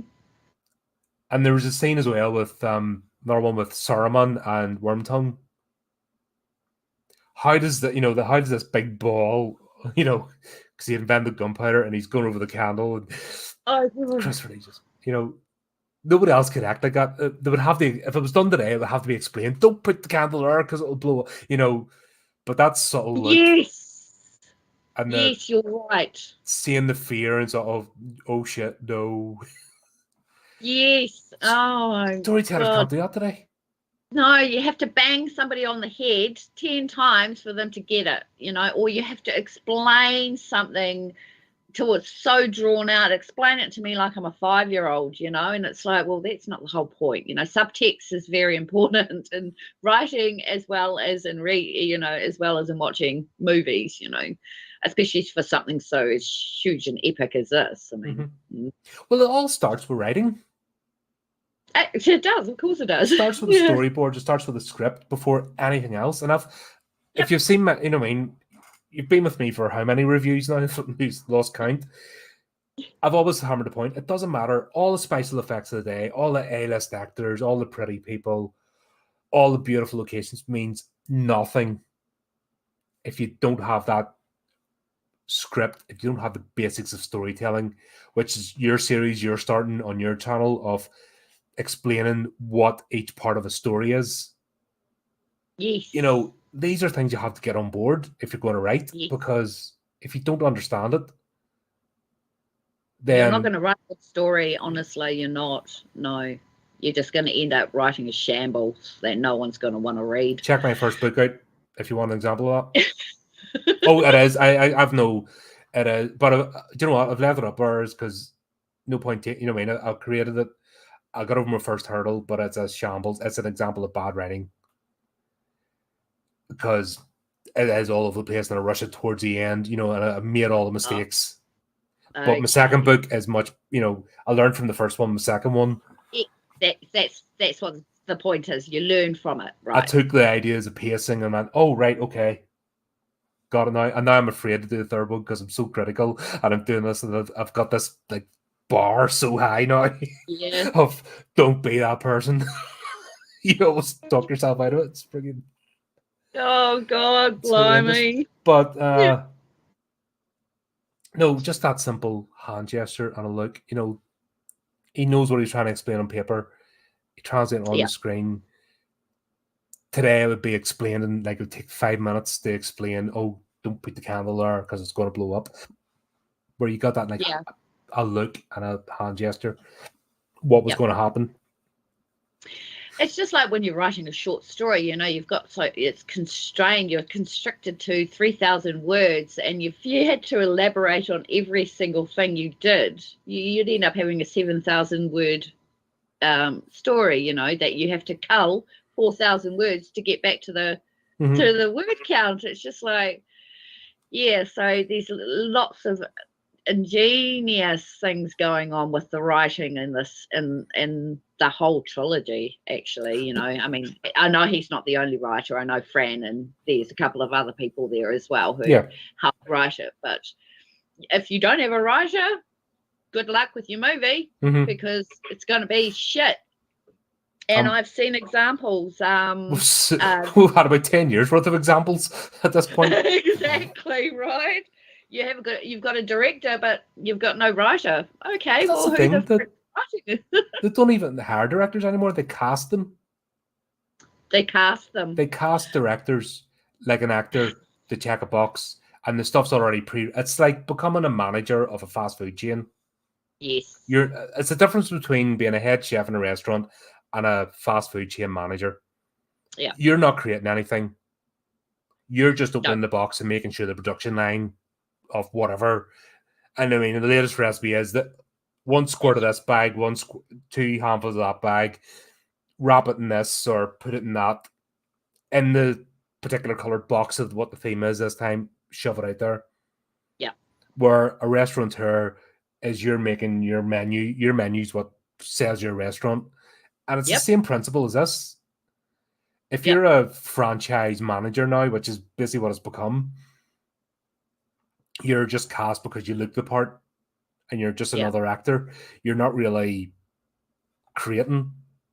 No. Where this was back in the day, and it's bad saying this, but back in the days of creation, because this is still a creative effort, even though there's a template there off the book. Yes, yes. If you tried to go word for word, this would be a 10-hour movie.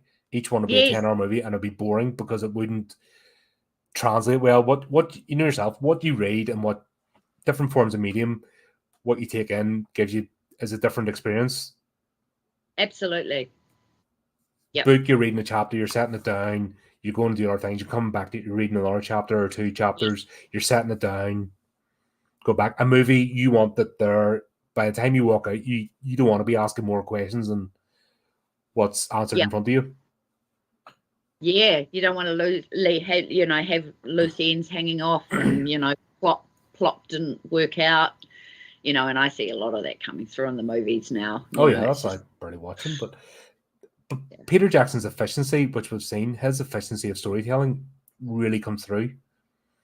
Oh, absolutely. In every single damn movie he does,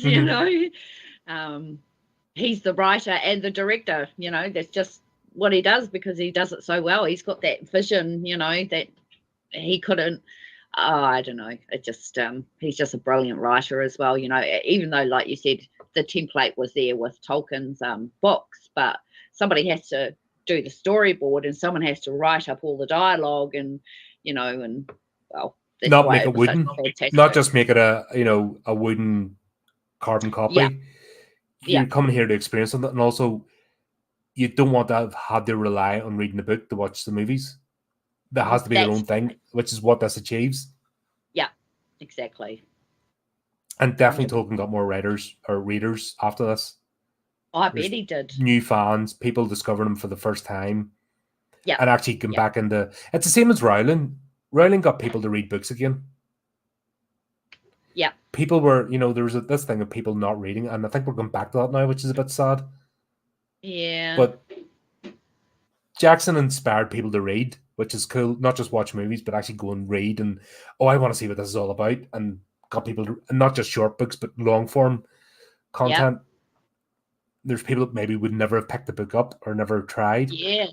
I think we probably sold out of the books over here after the movies. Everybody was running out grabbing all the Tolkien books. Because you want to find out, where did this all come from? Yeah, exactly. And that's when you've done a good job, and that's when you've honoured the material. Yes, and that's the other thing, is to keep the integrity of the story, of the whole encapsulate the whole entire story. And, he did it in 3 movies. Wow, brilliant, and they're only 3 hours long. I mean, I say only, I would never usually watch a 3-hour-long movie, but it doesn't feel like it's 3 hours, does it? I don't know, because you're on board the whole time. When it comes to the end, it's like, oh, God, I want to watch the next one, but no, I won't, because then it'll just stuff up my review. They'll get it all mixed up. That's where you go and put the special features on. Yeah, or go and watch some, exactly. Go watch some special features and interviews. So, or the doco or something about it. Yep. But also in between, because it's easy to get drawn into the whole land of Helm's Deep, but don't forget, Frodo and Sam's journey is still going. Exactly. And you're starting to see Sean. You're starting to see Sam blimmin', he's changing as well, they're both changing. Both Frodo and Sam are changing. Like, he's becoming a bit more suspicious, and then we see what happens in the next movie, between Sam and Frodo, and they have their own journey going on. But we'll also get a bit of a redemption arc as well. Yep. Because Frodo is actually, for the first time in Gollum's life, he remembers his old person of Smeagol. I know. And that's a real tragic tale, because technically it wasn't his fault. I know. It's 500 years of being this horrible, ghastly creature, the poor thing. And then, but then, you get, Peter Jackson, my God, the internal battle between Gollum and Smeagol. Isn't that just, I remember the first time I saw that, it was like, holy shit, that was amazing. That internal battle. I actually heard laughter in this, because think about it, this is so heavy. This is a heavy entry into the trilogy. It's so dark and oppressive. So having something like that, even though it's a dark thing of, but the first bipolar argument between them, and when Smeagol wins, you're just, it lights you up, and it's all done in dark. It wasn't as if it's like bright sun. It was all done in darkness and the thing, but you get that, of him stepping into the daylight again and almost becoming free of the burden. Yes, I know, brilliant. He's just there was such a the argument between the two of them was brilliant. It was just it's like a real bipolar moment, you know. It had me cracking up. It really did. I mean, yeah. But here's the Okay, example. yeah. He's been the longest with the ring. Because at this point, Yes. I think he's actually been longer with the ring than Sauron. I think so. Yeah. It's Yeah. actually, Yeah. He did. yeah, Yeah, because he Gollum was has it for actually had the 500 ring years. longer than its maker. Yep. And look what happened. And this Yeah. is the manifestation. Gollum is the ring. I Yeah. think people, well, we do see it, but it's always something to keep in the back of your mind. The ring has its own personality. It's actually sentient. Yes. That's right. Look what it does. It's like it's alive. It is. It's a Yeah. sentient. It's actually sentient magic. It is actually alive. Yes, it is. It is. It's It's an like inanimate object that's come to life. Basically, it's got a life of its own. It's got people after it. It belongs to somebody else. Yeah, it destroys people who have it. Everybody wants it because it's so powerful. but it And belongs to Sauron, and that's the only master it'll ever have. yep, You become a tool of the ring, and Gollum is 500 years of the ring. This is the ring. This is the ring's personality. yes, And the only reason the ring was able to do that was because it lost its master. yeah. But it was always waiting, so it didn't give up. No, isn't that just magical after so many years? Yeah. Oh God. And then Bilbo had it for 60 years. And look what happened to Bilbo. Remember, we'd seen Yeah. it in the Fellowship of the Ring. We've seen Yeah. the transformation. We're seeing it happen to Frodo. Yes. As we're Very going along this. slightly, but it's very, very it's very slight, but you can see it, If you But he keeps really getting have pulled back. Every time he's going down that, Sam brings him back. Sam's the beacon of Yes. light in this. Yes, he is. He is. And then even Smeagol becomes a beacon of light because, Yes. and this is where Sam, Sam almost falls because everyone almost falls in this because everyone's right in the precipice because Sam and Smeagol have a bond that he could never understand Yeah. because they've both been tainted by this thing. Yes. Yeah. Exactly. And that's where he feels a bit put out because he's like a watcher, and Yeah. Yeah. they've been together up to this point, and now he's feeling pushed out because he doesn't understand what this thing is, and No. it's good that he doesn't because Yeah. Yeah, but we see what happens in the next one. with the and that's yeah. that's going to be a brilliant review. I'm looking forward to that because that's just going to be because it could have been so easy to have this all tied up neatly, but it doesn't. No. Because this could have just been it, all the dark stuff, and then it's just fluffy, everything falls in place. But no, this is a long journey. Yes, it is. And then we meet Captain of Gondor. What's Boromir's brother's name? Oh my god, I forgot. Oh god, how do you say it? Faramir. Yeah. God, I'm terrible with names. Yeah, no, those names are a bit hard to keep up with. You know. But we meet Faramir, and yeah, he was almost about to go down the same route as his brother. He was, wasn't he? Very close. Yeah. But one thing that got me, it seemed about, but how news travels, like you would think in this world, because it's medieval, that news wouldn't be able to travel as fast as it did. Mm-hmm. Or at all. Yet, or at all. Yeah. Like Boromir should have disappeared. Like when he was cast off, but somehow the word got through, they found a way. But we didn't need that explained, if that makes sense, because it would, that would take an hour to understand how news travels. Yeah. But there's obviously mechanisms within the world to get notes or messages passed, and I think they do pass through some civilizations, not all out in the sticks. Yeah. So there's ways, but we don't need to be burdened down with that. But the fact is, news does travel of Boromir's death because it would have to, because he wasn't just a random person. He was a significant member of the House of Gondor, of the Stuarts. Yeah. So he was effectively an earl or a baron Yeah, in terms, yeah, so he exactly. wasn't exactly just a peasant, if that makes sense. So of course, No. someone like his passing is going to be, it's Yeah. going to have to be told or passed on in some way. Yeah, interesting. Yeah. I wonder how, I mean, it doesn't really matter how, but I guess the pacing was pretty well done, quite well. Because I wondered But about, there'd be enough time because these aren't just getting the places in 5 minutes either. These are long journeys they're all on. yeah, these are days and days, I'll Months bet you and 5 days, Mhm. at the crack of dawn. 5 days is quite a, maybe in our time it's slow, but over there it might be, 5 days is a different time, I suppose. But the thing that got me was in the forest when they were going on about, oh, you don't want to be, anywhere near the White Wizard or whatever. And it's like, well, how did they know about the White Wizard?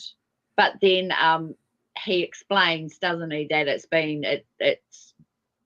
a year has passed. So all these people from all these other towns are going on about the Folklawn, what's it called? Fangorn. Forest?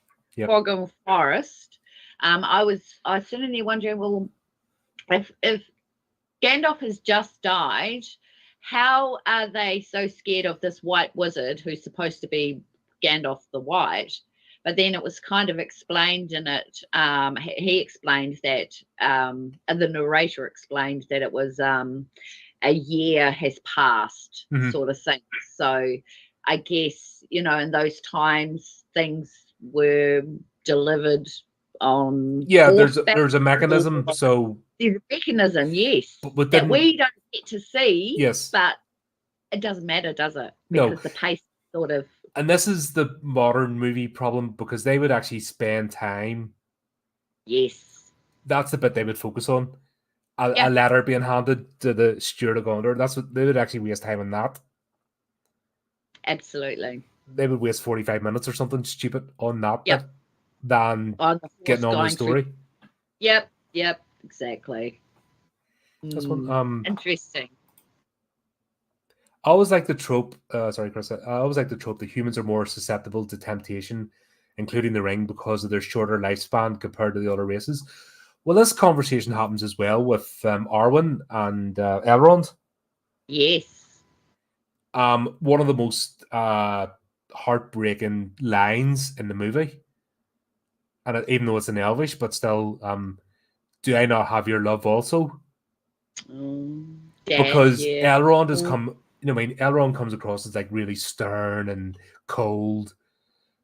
Yes. But it's not. He's breaking his heart because he's going to lose his daughter. We actually get to see him break down. Well, not break down. We actually see him comfort her. Yeah, but that was a resolution for me because, he's been so standoffish and so, he's almost like telling her what to do. And then she breaks down sort of thing. And then he's like, oh, well, do you not love me too? And it's like, oh my God. But this is, I think Chris brings it up. It's a lifespan thing. And we see it with the Ents too, because they're even longer lived than the elves. Yes. With humans, we're not even on the earth for 100 years. Now, the Numenorians are longer lived. So even Aragorn, he could live to 200 years old. It's not a human lifespan of 100 years. The Numenorians of his line are actually longer lived, so he could potentially live to 200-300 years. But that's still nothing in the lifespan of an elf. Yep. So when elves are having conversations, it's going to be at a slower pace because it's they could spend 100 years having this debate, discussion, because they've got the time. Yep. Rossa has to be immediate because we're that fleeting, but then we'll go to Return of the King. This will come up again. Yep. But then we'll go to the Ents, and they're spending hours having a conversation of whether or not the two halflings are orcs or not. I know, right?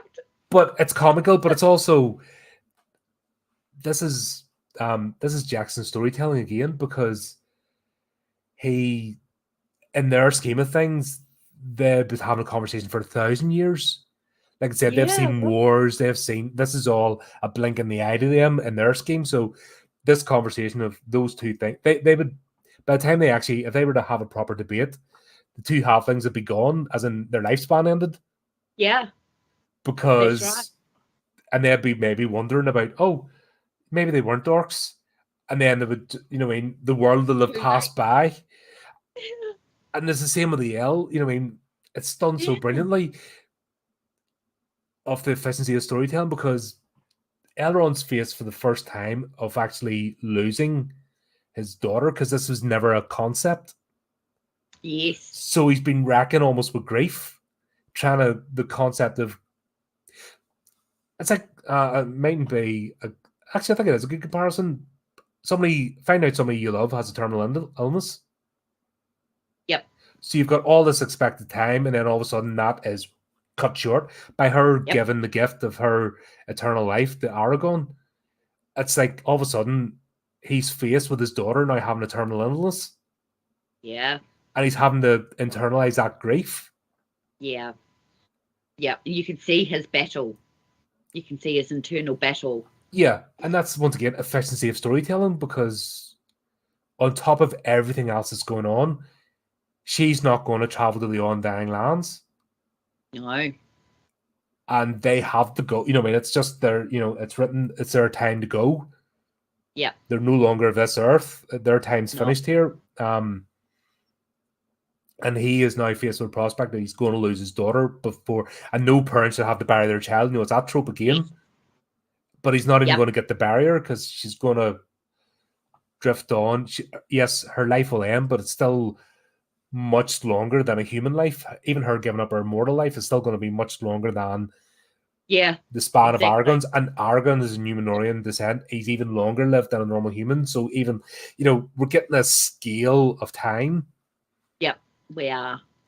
Especially with the scene where you know, Aragorn dies and he's on the slab, and you know, in the morgue and whatever, and entombed, and yeah, it's like, wow, you know, she's still alive and well and still looks the same, and he's he's decomposing, and he's yeah, the timelines are really awesome. Yeah, and this is all. I do see it though. Yeah, that's what I mean. And it's the efficiency of storytelling, because all that concept is brought in through different perspectives, but you're not beaten over the head. It's not explained. It's not spelled out. No. It's done through the storytelling, so you can take that on board. Like, that's clever. Yeah, it is. It's brilliant, isn't it? Well, considering he's got all these different species or different species to navigate, you know, he's juggling them around and everything, and he's pulled it off. And he doesn't have 20 hours worth of a movie to tell it in. No, he doesn't. So what can you do? But yeah, but we've got the whole thing with Treebeard, and we see Sam and Pippin come into their own, because they'd lost their spark for a moment. Yes, they were falling into despair. Yeah, we see them grow. You know, I mean, we see them grow, because it's where they're having isn't it Pippin says, yeah, you don't understand, because it's Mary is saying, no, let's just go back to the Shire, let's forget all this, and Pippin's like, but there'll be no Shire. There'll be no Shire. This will not stop. Yeah, it'll reach them. And that's these two coming to that realization of, we can't just live in a bubble. Yeah, you have to take part. You know, it's back to the oldest saying: the best thing for evil to triumph is for good people to do nothing. Yep, that's right. You know, it's back to that old, you know, morality tale. Yep, a horror morality tale of, yeah, if you just stand back, well, guess what? It's going to come to your door eventually. Sooner or later, that's right. And you had a choice to help out or run away, and you ran away, or you helped out, you know. And I think it's fabulous, because those two characters are eggheads the whole way through it, you know, and then they're put in this position where they have to make a decision, and they, you know, they will need Treebeard to blimmin' help, you know, and there's these two little halflings, you know, just being tied up and bound, and all sorts of Which things. could have would break anybody, you know, let's be honest. Exactly. Because they're very, very light-hearted characters, and they had the potential at every turn in this movie. They could have been killed, you know, but they persevered. That shows, I don't know, their own personality or the personality of a hobbit. You know? Their own grit. You know, it's yes, we have an idyllic life but when push comes to shove, we'll step up, and that's they did. It's a hero's journey. Yeah, it's right back to the basics of storytelling. It's right back to the basics of you don't have to be a hobbit to identify with one. Yeah, you can feel overwhelmed by the world, but it's up to you to stand up. And if you know something's wrong, like I've talked about movie making, I've talked about this current culture. I do my own bit without being antagonistic, I hope, to push back against it, because I see it being wrong. I don't see it leading anywhere good. I don't see people getting along better because of this current trend. No. You actually see people become more divided because of the way people get on. And if you don't stand up and say it, how are you going to get people on board? Yeah. How are you going to stop it? We've all got... when you see something fundamentally wrong and you know in the core yourself it's not a good thing, you have a choice to either just let it happen, oh yeah, I want an easy life, or you do your bit. And it doesn't always mean picking up a broadsword and going and hacking. There's different ways. And we see Merry and Pippin, they use their mischievous nature. Yes, they do. They use their strengths. So yeah, they're not warriors. They're not going to go and charge, although they do try, but they're not going to successfully charge a fighting band of Hurrikai and win. No. So what can they do? They can persuade. They know how to play tricks. So they use that to their advantage. Exactly. Yeah. Exactly. And then that's how the tide turns. They bring the Ents into the war. It does quite quickly, doesn't it? From them saying, no, we're not going to help you, to, well, we have to help you now. Let me show you what, same as Pippin comes to the realization, sorry if I mixed the two of them up, but, comes to the realization that we can't go back to the Shire because it'll be no Shire. Yeah. If we don't do something. So they have to, by having that realization, to bring that realization to Treebeard, a creature that is millennium years older and wiser and long lived. They're just an insignificant speck in his lifespan, yet they're able to influence him. Yeah. After a decision's been made. Yeah. Yeah. So you can always do something to, never feel overwhelmed. Who you are, right? Your little voice can become a major voice. Yeah. Yeah, there's so many, there's so many positive. This is a dark story, but there's so many positive messages for your own life you can take from this, and you can apply it. And that's good storytelling. A good story it's inspirational. Yeah, if it makes you think, you've got a good movie. Yeah. But yeah, that's obviously the epic battle, because we jumped a bit, but the epic battle of the finishing of Helm's Deep. Everyone's about to give up, but it's even Gandalf. He's going to find Eomer, and the outcast Rohirrim, bring him together. That was what he's going to do. He didn't spell it out again. He just says on the dawn of the fifth day, look to the east. Yep. Brilliant. It didn't have to be explained what his plan was. He just, trust. It's all about that trust. Trust me, trust you. We're right to the breath, and then right at the last minute, they're about to give up. The thing's all does like, no, just do the crazy thing they're not going to expect and ride out. Yes, exactly. Brilliant. That was unexpected. When you first watch it the first time, that was a very unexpected move. So because Theoden was about to give up. Yeah. Theoden was a breaking point. Yeah. And his anger at being a puppet of Saruman without, trapped. Yeah. He had to get over that because he realized if he just lets that rule him, he'll destroy his people. Yeah. Yeah, exactly. I mean, that's even seeing the children, having to fight. I mean, that is very sad to have that happen. But I think Peter Jackson managed that really well without making it about, we didn't see any children fighting as in such. We didn't see any children getting killed. No, but during the battle. just them putting on the armor, and the not fitting in the fear in their faces. Yeah. He didn't need to elaborate No. on that. We just knew, right? Yeah, we knew it was every possibility. Another thing he did well, and I know Jennifer Lawrence did it first. So, but funny enough, we'll have a strong, independent woman character here, a shield maiden of Rohan. Yes. But I didn't think those things existed until Jennifer Lawrence showed all women the way. Am I getting mixed up, or did I read this wrong, or is that just my misogyny? Having a woman fetish of a strong woman, or was Eowyn a strong female character? Actual legitimate one. Wow, I think she wasn't she? I mean, wow, she was just no, I want to fight too. Why can't I fight? Why? Because when I'm dead, you need to lead our people. Yeah, exactly. And you need to rebuild our civilization. It wasn't you need to be in the kitchen having babies. Yeah. And even the scene between her and Aragorn, he didn't go, "Oh, you're a woman." He said, "Oh, you're a shield maiden of Rohan." Yeah, a shield maiden. There was no disparity there, or is that just me projecting, my misogynistic patriarchal guilt on there, or was she an actual? You are not. You are not. No, but do you know what I'm saying? They're saying today that these characters did not exist until some dipshit who knows nothing about life played some crappy character that was a a copy of somebody else who did it better. Yeah, exactly. No, I don't know. But there's a legit leader. Yeah. And the bit was she was told, lead our people to safety.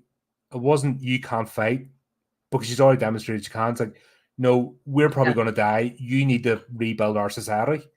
Yeah. It's on you. And it's always, that's always the same lineage. Yes. You protect your children and you protect the women, because they're going to be carrying the sons as legacy. well. And that the people. What's the point being an army if you don't have a people? Yeah. And if you don't have a people, well, guess what? You could be the army, come back to no civilization. Well, you've lost. Mm-hmm. Exactly. And I thought that was brought together really well. And it was. Did anybody think? I thought it. Eowyn, even in the books, she's brought across like that. No, she's a brilliant character. Yeah. She's a great character. Yeah. She's falling for Aragorn, of course. But yeah. And he was, and I'm glad they didn't do a love triangle. That would have ruined everything. Like, where do we get to the Hobbit? Yes. The worst thing ever in the worst trope of any movie is a love triangle. That is young adult, teeny bopper nonsense. Teenage stuff, yeah. And I think even teenagers don't like it. It's just, it's mediocre writer. Oh, here's what teenagers like. Have a love triangle. But it wasn't. Yeah. It was, she became infatuated. He was flattered, but, he still wears Eowyn's necklace. Yep. That's his true love and never change. Yes, because it potentially could have become some sort of triangle. There had the potential for it to be there. And I'm glad cheapened everything. Yeah, I'm glad he didn't go down that route. I mean, it was bad enough that she was infatuated with him anyway. I mean, who wouldn't be? Yeah, but that was the thing. It was the mistake they made with this was they named him as Aragorn.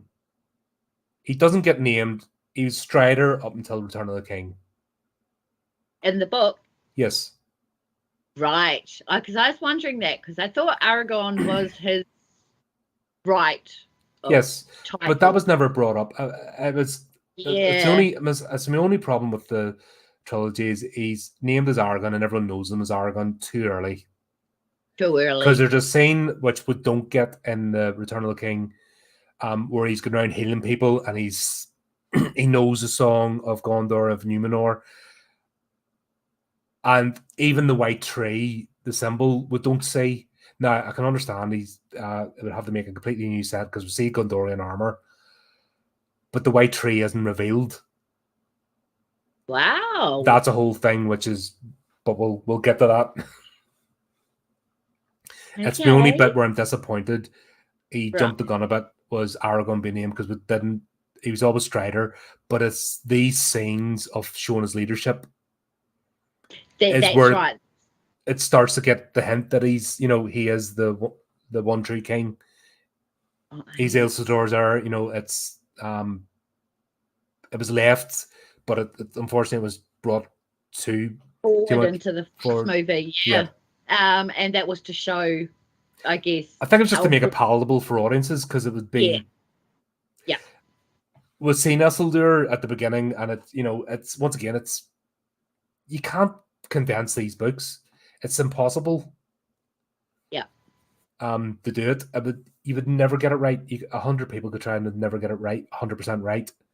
Yeah. That's why this is what Jackson's done the best he absolutely could, and I think it's the best you can do with this. Absolutely. Yeah. Oh, hands down. Everyone will have their gripe. Everyone still has their bit of niggly points. And like I said, I can forgive a lot of things and things need out, but I didn't like the way it was revealed from the very beginning, because that was it's a good story beat. Yeah, but obviously, like Peter Jackson always does, he's got an intention behind it, and like you said, well, it's the efficiency of storytelling, because that's Yep. That would have to be a whole set of dialogue brought in, and it would derail from these three already very long movies. Yeah, exactly. When you're condensing movies down to 3 hours. Yeah, you do have to make some sacrifices. and when the special editions are still 4 or 5 hours each, and you still feel like you want more. Exactly, right? Excellent. I haven't read the books in years. What do you think of the biggest omission from the novels that you'd like to have seen in the movies? It'll be, like I said, I was sort of hinting at it there, but I'll save that for Return of the King, because that's where there's stuff. Wow. But yeah, that's there's a fantastic entry into the series. Still bloody watchable. It's a horror movie. Oh, it's a horror movie. It's not even labeled as a horror movie. My goodness. But it is. It is. But my children can watch it. Mm-hmm. Yep, they love it. They watch The Hobbit. Yep, absolutely. It's horrorific, but it's also very, very awesome. For a family movie as well. So I think that's the thing about it. But that's the beauty of the genre. It's all different levels, different intensities. Exactly. That's actually a word I've been trying to put, the intensity of the horror. So you have different intensities of horror, but it's still horror. Yes. And you can have a low intensity, which, that's your Goosebumps, that's your Tales from the Crypt. Yep. That's your Universal Monsters. They're low, they'd be considered low intensity now, but at the time obviously they weren't. And then you can up the intensity of the horror, and that's where your more adult audiences come in. And that's why I can stay with you from a young age right the way up, because the genre can evolve and grow with you as your tastes evolve, which that's what we want, where kids movie will always be a kids movie. Yeah. It's something you can watch as a kid, then you go back to and go, oh, right, because it's you evolve beyond it. Yeah, absolutely. Yes, you're right. There are different intensity levels when it comes to horror. Yep. Yeah.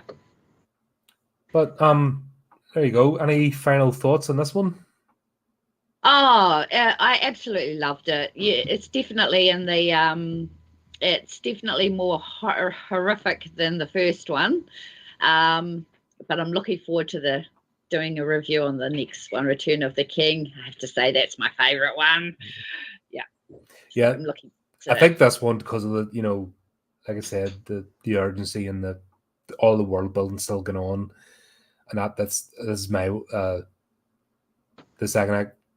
It's hard because it's all viewed as one story, and it is right. We're Yeah, exactly. we're splitting them apart for the purpose of reviews, but let's be honest, we'd never watch just one movie. Normally, it's you stick the first one on and you go right to the end. Oh yeah, That's the only way. You set a day when you're watching Lord of the Rings. You set a day aside. You're not coming out until the final credits. The next day. And I actually loved watching I don't usually do it, but I love watching the credits on this trilogy. It's just awesome, just seeing so many New Zealanders coming together and helping out, and Australians there as well, and the A-listers, and it's a fantastic trilogy. Yeah, it was just a magical thing that happened. But yes, our next outing will be Return of the King, and it's going to be amazing. Just so many things come together, but you're still on the edge of your seat right there last minute, and that's going to be great to go through. Yes, well, I can tell you, The Fellowship made me cry again. This one, I didn't have shed a tear at all because it was complete horror, and I know what's going to happen with the next one. So yeah, there's still plenty of horror. Plenty of horror. Yeah, it doesn't go away, honestly. Yep. But there you go, Dale. As always, pleasure to have you on. Make sure you check out Dale's channel. Dale's now starting her own video series, giving writing tips, little short bursts, just covering terminology and things that you mightn't think about, you need to know, but very useful. So looking forward to seeing that series. You really starting to get on board with it, and looking forward to see that grow. But we will be back again, and we'll be covering this one. So as always, keep up to date with the channel, do the typey clicky things. Until next time, keep it creepy, keep it horrific.